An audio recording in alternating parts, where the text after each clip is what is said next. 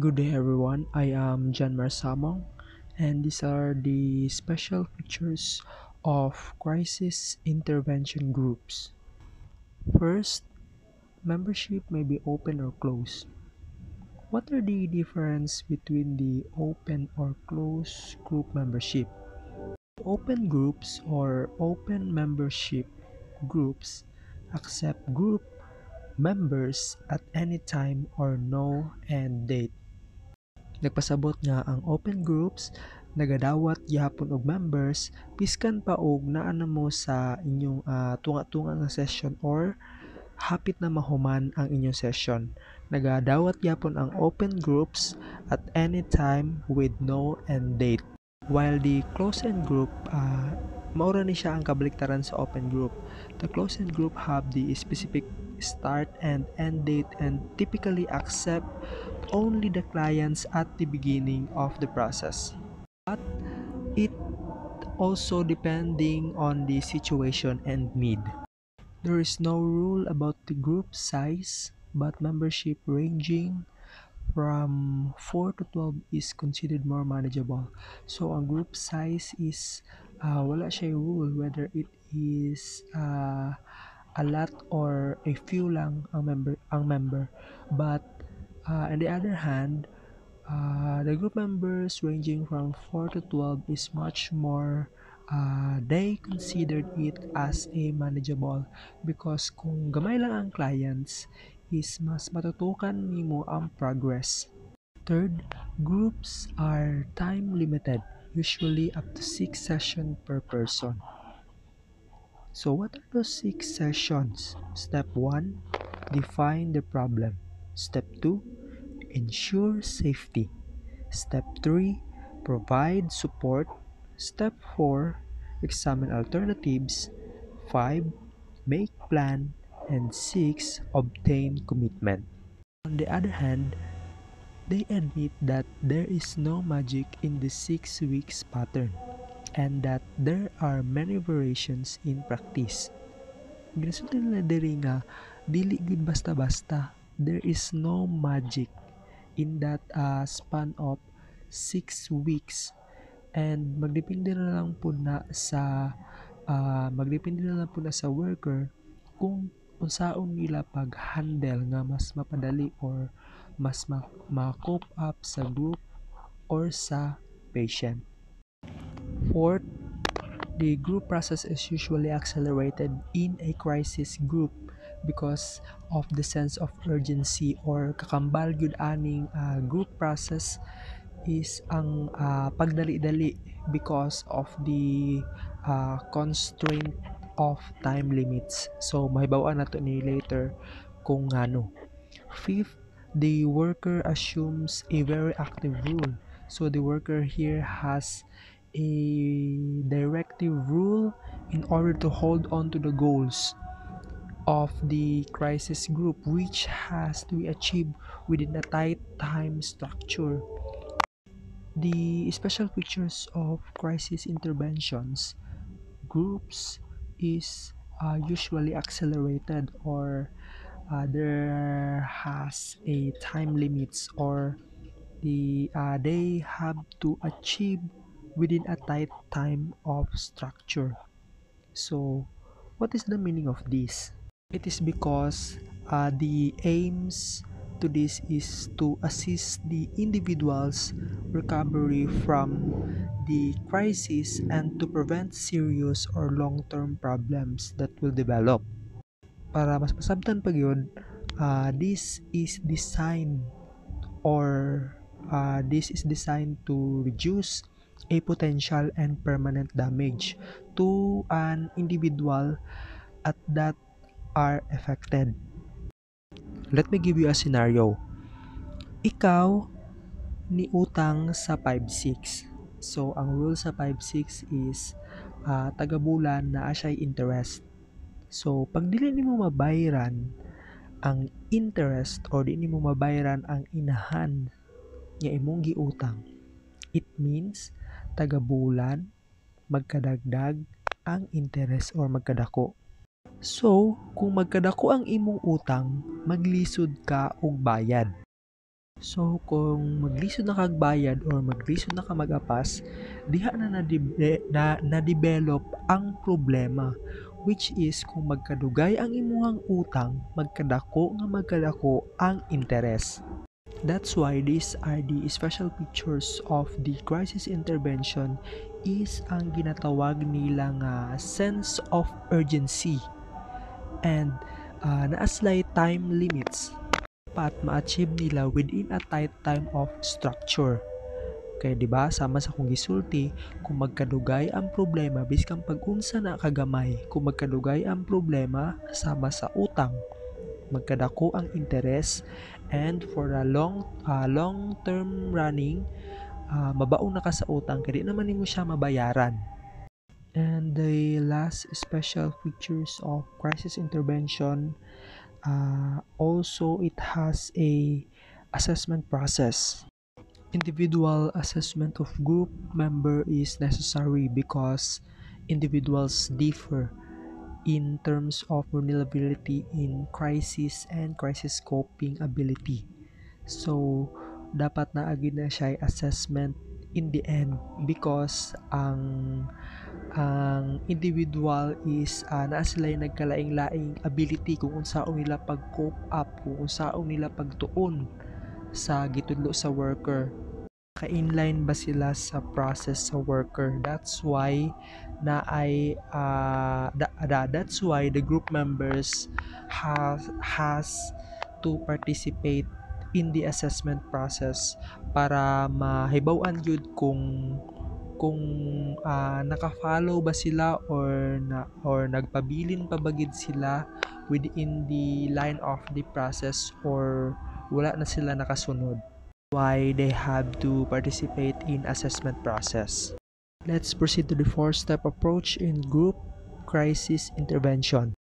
So these are the steps on showing on the focus and structure in the work. Step 1, the search for participating event and its meaning to the client. In this line of inquiry, enables the worker to formulate the client's dilemma or the problem which is behind the client's distress and confusion.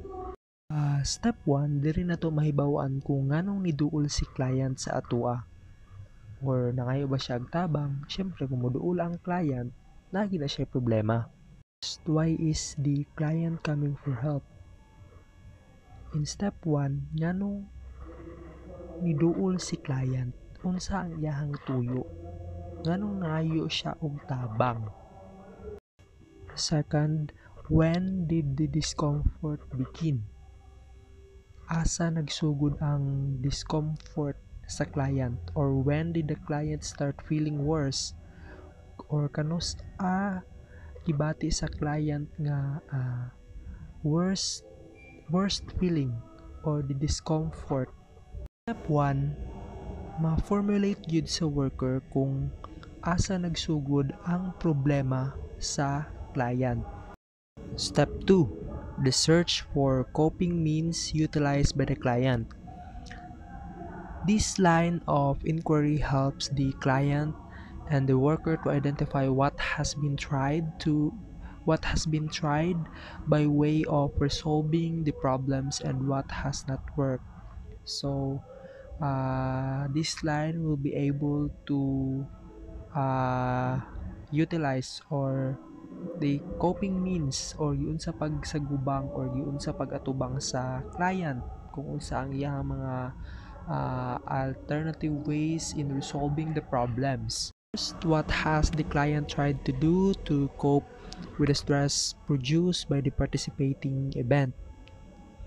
Second, what means of coping did the client use the past to cope with a similar situation? So, for example, the client watches movie or watches K-drama. So, by the help of watching K-drama, it helps the client to cope up with the stress or nakatabang sa client para ma-utilize niya ang iyang problema. Step 3, the search for alternative ways of coping that might be better fit in the current situation. This line of inquiry helps the client to mobilize new problem-solving efforts and to take action on the basis of consideration of the new alternatives. So, kung wala nakatabang si step 2, there's might be a better and alternative ways to fit on the current situation of the client. First, what different approaches to modifying the problem might be feasible to try out. Second, what outside resources might be needed. And top, for helping to resolve the problem or dilemma. What new plan for action can be tested out now? For example, if dili pa gyud better or wala pa gyud na-improve si client sa pagtanaw niya og K-drama, what if the better fit is ang gibuhat sa client is nag-workout siya. Nag-workout siya like walking or running ba or nag-exercise kung dili pa makatabang si K-drama, which has ni transfer siya sa mas alternative ways, which is the workout or walking, exercising, biking, and other stuff of working out your body. Second is the referral one. The referral which naa kay itap nga other agencies para mas makatabang pagyud kung dili kaya sa mismong worker. Or unsa pa gyud ang mga laing plano o mga bag-ong action nga buhaton para matestingan kung if this alternative new ways is effective ba gid siya. So the fourth and the final step is the review and support of the client's effort to cope in the new ways or the evaluation of results. First, what worked, what did not work in client's experimentation with the new approaches to solving the problem. So unsa in first kung unsa ang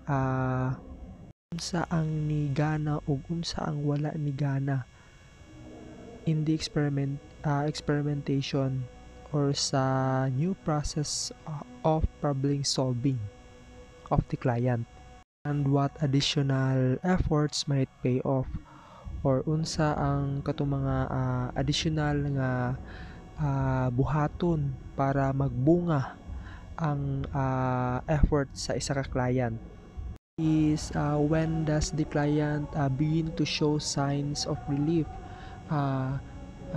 asa nagsugod ang pagbago sa clients or improving his or her ego functioning and the readiness to carry on alone, or kung ready na bagid siya buhaton ni para sa ihang sarili or ang ihang readiness nga buhaton kung makaya na bagid niya.